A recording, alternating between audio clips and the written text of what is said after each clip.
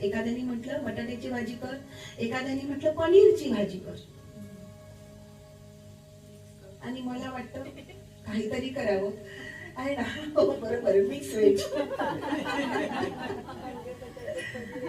आपण काय करायचं यावेळी, एक सुंदर असा मधला मार्ग निवडायचा.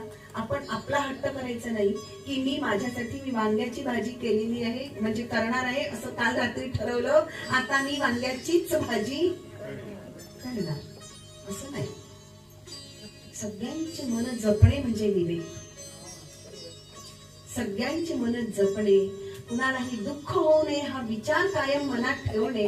कोणालाही म्हणते मी, म्हणजे आपल्या घरातल्या किड्या मुंगी माकोड्यापासून घरातले काम करणाऱ्या माणसांपासून ते आपल्यापर्यंत सगळ्यांना, सगळ्या आपलंही स्वतःचं मन स्वतःला जपावं लागतं की नाही?